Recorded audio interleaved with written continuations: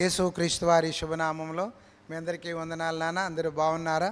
దేవుని మహాకృపను బట్టి నేను బాగున్నాను. మీ అందరి ప్రార్థనలు దేవుని దయవలన దేవుడు క్షేమమును కృపను ఆశీర్వాదమును మన ముందు ఉంచునట్లుగా తన కృపచేత మనల్ని బలపరచునుగాక, నడిపించునుగాక, ఆదరించునుగాక. ఆమెన్. ఈరోజు దేవుని సందేశమును మనము ధ్యానించుదాము. దేవుని లేఖన భాగాన్ని చదువుకొని ప్రార్థన చేసుకొని దేవుని లేఖన భాగాన్ని ధ్యానించుదాము. చూడండి, మనము 119వ కీర్తనకు రండి. అందరూ కూడా కీర్తన గ్రంథము 119 మనకందరకు బాగా ఇష్టమైనటువంటి కీర్తన. అందులో దేవుని కట్టడలు, నియమములు, మరి పద్ధతులు, ఆజ్ఞలు, శాసనములు ఎలా గైకొనాలో అవన్నీ రాసి ఉన్నటువంటి ఇది 119వ కీర్తనలోనే ఉండండి. బైబిల్ తెరిచారా? 119వ కీర్తనలో ఉంటే దేవుని ఉపదేశాలు మనం ఏం చేయాలి, దేవుని ఉపదేశాలను మనం ఎలాగ అంగీకరించాలి, ఇందులో ఉన్న వాటిని మనము ధ్యానించుదాం. దేవునికి స్తోత్రము కలుగునుగాక. 119 ఇంకా వేరే దానికి వెళ్ళను. 119లోనే చెప్తాను. 128 చదువుదాం. 119, 128. నీ ఉపదేశములనియు యథార్థములని నేను వాటిని మన్నించుచున్నాను, అబద్ధ మార్గములనియు నాకు అసహ్యములు. ప్రార్థన చేసుకుందాం. పరిశుద్ధుడైన మా తండ్రి, ప్రేమామూర్తివైన ప్రభువా, మీకు వందనాలు చెల్లిస్తున్నాం ప్రభువా.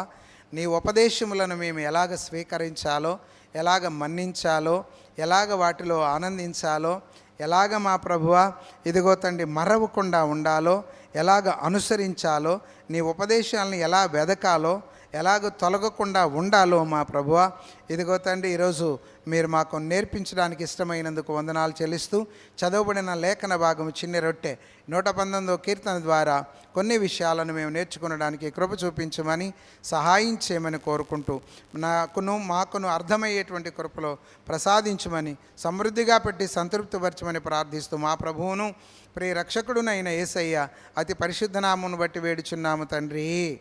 Amen, amen, amen. అందరికీ వందనాలు, శుభాలు నాన్న. 119వ కీర్తనలోకి వచ్చారు కదా. మీ బైబిల్ ముందున్నాయి కదా. లేఖన భాగాన్ని దగ్గరుంచుకోనండి. ప్రియమైన పిల్లలారా, అశ్రద్ధగా ఉండొద్దు, అజాగ్రత్తగా ఉండవద్దు. నీ ఉపదేశములనియు యథార్థములని నేను వాటిని మన్నించుచున్నాను. మన్నించటము అంటే ఏంటంటే గౌరవిస్తున్నాను అని అర్థం అన్నమాట. దేవుని ఉపదేశాన్ని ఎవరు గౌరవిస్తారో, దేవుని ఉపదేశానికి ఎవరు లోబడతారో ఆటోమేటిక్గా మనకి జీవిత విధానంలో మనకు అర్థమైపోతూ ఉంటుంది. తల్లిదండ్రుల ఉపదేశాన్ని వాళ్ళు మన్నిస్తారు, పెద్దల ఉపదేశాలని మన్నిస్తారు. చూడండి, అవి స్వీకరించే విషయాలను రెండింటిని గమనిస్తారనమాట. గమనించి చక్కగా మంచిని స్వీకరిస్తారు. ఇక్కడ దేవుని ఉపదేశం, ఈరోజు లేఖన భాగము మన సబ్జెక్ట్ ఏంటంటే దేవుని ఉపదేశాన్ని మనం ఏమి చేయాలి, ఉపదేశాలను మనం ఎలాగా గౌరవించాలి. కాబట్టి హెడ్డింగ్గా మనం పెట్టుకోవాల్సిన విషయం ఏంటంటే దేవుని ఉపదేశాలు,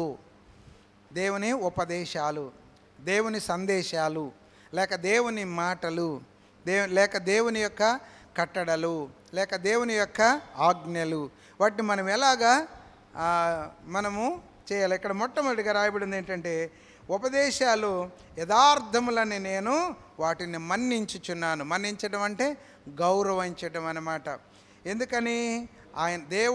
దేవుడు యథార్థవంతుడు కనుక అవి యథార్థమైనవి అని మన్నించాడనమాట. అంటే స్వీకరించాడు, గౌరవంగా తీసుకుంటున్నాడు అనమాట. కాబట్టి ఆయన ఉపదేశములను మనము మన్నించుదుముగాక, లేక గౌరవించుదుముగాక. ఆమెన్. తర్వాత 100వ చరణం చదువుదాం. 119, 100వ చరణం. ఇక 119 రెండవ రెఫరెన్స్కి వెళ్ళొద్దు. 100వ చరణం చదువుతాను, చూడండి. నీ ఉపదేశములను నేను లక్ష్యము చేయుచున్నాను, కావున వృద్ధుల కంటే నాకు విశేష జ్ఞానము కలదు. చూడండి, వృద్ధుల కంటే జ్ఞానము పిల్లలకైనా పెద్దోళ్ళకైనా వృద్ధులకైనా జ్ఞానం ఎక్కడి నుంచి వస్తుంది అంటే ఆయన ఉపదేశాల మీద లక్ష్యముంచినటువంటి వారికి. ఆమెన్. ఈవేళ ఇవి వినేవారే కనిపించటం లేదండి. ఏమండి, ఎక్కడ చూసినా వ్యర్థమైన వాటిని ప్రదర్శిస్తుంటే వాటి కోసం చెవులు కోసుకుంటున్నారు, వాటి కోసం వ్యూస్ ఏంటండి వేలకు వేలు లక్షలకు లక్షలు వస్తూ ఉన్నాయన్నమాట. ఎవరైనా మరి నల్ల జుట్టు తెల్లబడకుండా ఉండాలి అంటే అని ప్రకటన చేశాడు అనుకోండి, ఇక లక్షల్లోనే చూస్తారన్నమాట. పళ్ళు ఊడకుండా ఉండడానికి చిట్కాలు ఏమండి, మోకాళ్ళు నొప్పులు రాకుండా ఉండడానికి చిట్కాలు ఏంటండి, చనిపోయే వరకు 70-80 సంవత్సరాలున్న చూపు తగ్గకుండా ఉండేటువంటి చిట్కాలు ఇలాంటివి అన్నమాట. చూడండి, పెట్టుబడి లేకుండా సంపాదించే మార్గాలు ఏంటండి అవి అంటారు చూసారా, వాటిని మాయ మంత్రాలు అంటారు చూసారా, ఇలాంటివి ఉందన్నమాట. ఇవి వింటుంటే ప్రియమైనటువంటి దేవుని పిల్లలారా, దేవుని సన్నిధిలో జీవితము ఒక ఆశీర్వాదకరంగా, నీ జీవితం నీకు ఆశీర్వాదకరంగా, నీ జీవితం నీ కుటుంబానికి ఆశీర్వాదకరంగా, నీ జీవితం ఈ సమాజానికి ఆశీర్వాదకరంగా ఉండాలి అంటే దేవుని ఉపదేశములను ఏం చేయాలి, లక్ష్యం ఉంచాలి. అంటే ఆయన గురి ఉంచాలన్నమాట. ఎప్పుడు ఆయన ఆయన ఏం చెప్తాడా, ఏం సెలవిస్తాడా అని. కనుక ప్రియమైన పిల్లలారా, దేవుని ఉపదేశం యందు లక్ష్యం ఉంచాలి. ఒకటి ఏం చేయాలి, మన్నించాలి అంటే గౌరవించాలి. రెండవది ఏం చేయాలి, లక్ష్యం ఉంచాలి. లక్ష్యం ఉంచాలి. దేవుడు చెప్పిన ప్రతి మాటకి, పెద్దలు చెప్పిన ప్రతి మాటకి ద్వంద్వార్థాలు చేసి ఎట్టబడితే అట్లా మాట్లాడడం కాదు. లక్ష్యం ఉంచాలంటే గురి పెట్టుకోవాలి ఆయన మాటల మీద. దేవునికి స్తోత్రము కలుగునుగాక. మూడవదిగా మనం చూస్తే 56వ చరణం చదువుతాను. 56వ చరణం. నీ ఉపదేశమును అనుసరించి నడుచుకొనుచున్నాను, ఇదే నాకు వరముగా దయచేయబడినది. ఏమండి, మన్నించాలి, లక్ష్యం ఉంచాలి, అనుసరించాలి. ఆచరణలో పెట్టకుండా ఏమీ అవదండి. ఆచరణలో పెట్టకుండా ఏమీ అవదు. చూడండి, నాకు ఒక మాట గుర్తొస్తూ ఉంది. మన నోట్ల మీద ఉండేటువంటి పెద్ద ఆయన మనకు తెలుసుగా, గాంధీ తాతగారు. చూడండి, ఆయన తెలియని వారు లేరు. ఎందుకంటే నోటు తీస్తే దాని మీద వారు కళ్ళజోడు పెట్టుకున్న పరిస్థితి కనిపిస్తూ ఉంటుంది. అవును కదా. ఆయన దగ్గరికి ఒక ఆమె వచ్చి, పిల్లోడు స్వీట్లు ఎక్కువ తింటున్నాడండి, ఈ స్వీట్లు తినకుండా ఏం చేయాలి, వాడిని కొంచెం గద్దించండి, భయపెట్టండి అందట.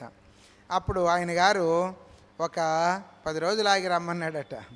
10 రోజులు ఆగి వెళ్ళిన తర్వాత ఒక వారం ఆగి రమ్మన్నాడట. మళ్ళీ వారం ఆగిన తర్వాత మరలా 2-3 రోజులు ఆగి రమ్మన్నాడంట. ఆ తర్వాత వెళ్ళిన తర్వాత నెక్స్ట్ డే రమ్మన్నాడట. నెక్స్ట్ డే వెళ్ళిన తర్వాత ఆ పిల్లోడితో అన్నాడంట, స్వీట్లు తినకూడదు నానా, స్వీట్లు తినబాకు అన్నాడంట. అంతే అని వెళ్ళమ్మా అని పంపించాడంట. ఏంటి, ఆమెకి మతిపోయింది. ఇదేంటి ఈ మాట చెప్పడానికి ఇన్నిసార్లు తిప్పాలా అంటే, తిప్పాలని అడిగిందట. అడిగితే ఆయన అన్నాడంట, అమ్మా నాకు కూడా ఆ జబ్బు ఉంది. ఏముంది, నాకు కూడా స్వీట్లు తినే అలవాటు ఉంది. కాబట్టి వాడికి నేను స్వీట్లు తినొద్దు అని చెప్పాలి అంటే ఏం చేయాలి, అది నేను ముందు పాటించాలి. కాబట్టి నేను స్వీట్లు తినటం మానేయటానికి ఇన్ని రోజులు పట్టిందమ్మా, నేను మానేక నీ బిడ్డకు చెప్తున్నాను అన్నాడట. ఎంత గౌరవప్రదమైన విషయం అండి. కనుక ప్రియమైనటువంటి దేవుని బిడ్డలారా, అనుసరించాలి. మనం అనుసరించకుండా ఈవేళ ఎక్కడ చూసినా మాటలు చెప్పి బతికే వాళ్ళు ఎక్కువైపోయారనమాట. మీకు తెలుసా అండి, పెళ్ళిళ్ళకు మాటలు చెప్పి బతుకుతున్నారు. ఏమండి, ఇల్లు కొనుగోలు చేయడానికి, అమ్మడానికి, కొనడానికి మాటలు చెప్పి బ్రతుకుతున్నారు. చూడండి, ఆ పెళ్ళిళ్ళు అయిపోయిన తర్వాత భార్యాభర్తలు తన్నుకుంటుంటే వాళ్ళకి కౌన్సిలింగ్ అని పెట్టి వాళ్ళిద్దరికి మాటలు చెప్పి వీళ్ళు బతుకుతూ ఉన్నారు. ప్రియమైనటువంటి దేవుని బిడ్డలారా, అలాంటి భయంకరమైనటువంటి పరిస్థితులు కనబడతా ఉన్నాయి. కనుక మనం చూస్తున్నట్లయితే, మనం పరిశీలన చేసినట్లయితే ఏమండి, అనుసరించి చెప్పాలి, అనుసరించి చెప్పాలన్నమాట. మా బోధకులమైన మనకు కఠినమైన తీర్పు ఉంటుందని వాక్యంలో రాయబడింది. కాబట్టి మన నోటి నుండి మాట వచ్చింది అంటే దాన్ని మనం జీవించి చెప్పాలి. మన కుటుంబంలో నీవును నీ ఇంటి వారును పెద్దగా తన ఇంటి వారిని బాగుగా ఏలువాడై ఉండాలి. అధ్యక్ష పదవి అపేక్షించేటువంటి వాడు. చూడండి, ఓ పాస్టర్ గారి విషయం ఎలా పడితే అలా నడుస్తుంటే అది అధ్యక్షులకండి చెప్పింది, పాస్టర్లకు కాదంటున్నాడు ఆయన. ప్రియమైనటువంటి దేవుని బిడ్డలారా, ఎంత భయంకరంగా ఆపాదింపజేసుకుంటున్నారో వాక్యాన్ని కదా. చూడండి, దేవుని ఉపదేశమును మన్నించుదుముగాక, దేవుని ఉపదేశమందు లక్ష్యముంచుదుముగాక, దేవుని ఉపదేశమును అనుసరించుదుముగాక. తల్లిని తండ్రిని సన్మానించుము. తల్లిని తండ్రిని సన్మానించమని నలుగురు చెప్పటం కాదు, మనం మన తల్లిని మన తండ్రిని సన్మానించి ఇతరులకు చెప్పాలి. భార్యను ప్రేమించమని చెప్పడం కాదు, నీ భార్యను నువ్వు ప్రేమించి అప్పుడు చెప్పాలి. భర్తకు లోబడుము అని కాదు, నీ భర్తకు నీవు లోబడి అప్పుడు ఇతరులు చెప్పాలి, భర్తకు లోబడి ఉండమ్మా అని. కనుక ప్రియమైన పిల్లలారా, అనుసరించుదుముగాక దేవుని ఉపదేశములను. తర్వాత 45వ చరణం చదువుదాం. 45వ చరణం. నీ ఉపదేశములను వెదకువాడను, నిర్బంధము లేక నడుచుకొందును. దేవునికి స్తోత్రము కలుగునుగాక. ఏం చేయాలి? ఆయన ఉపదేశాలని వెతకాలి. ఎందుకంటే ఆయన ఉపదేశంలో ఏ చెడు లేదు, ఏ దుర్మార్గత లేదు, ఏ కుటిలత్వము లేదు, ఏ యొక్క గమనాగమనం చేయవలనటువంటి దానిలో ఏమీ కూడా ఇటు అటు కూడా లేదు. కరెక్ట్గా, నిక్కచ్చిగా, నీతిగా, న్యాయముగా, క్రమముగా, పద్ధతిగా ఉంటుందన్నమాట ఆయన ఉపదేశములు. కనుక ప్రియమైనటువంటి దేవుని బిడ్డలారా, నీ ఉపదేశమును వెదకువాడను. ఆయన ఉపదేశాలను ఏం చేయాలి? మనం వెతకాలి. ఏం రాయబడింది?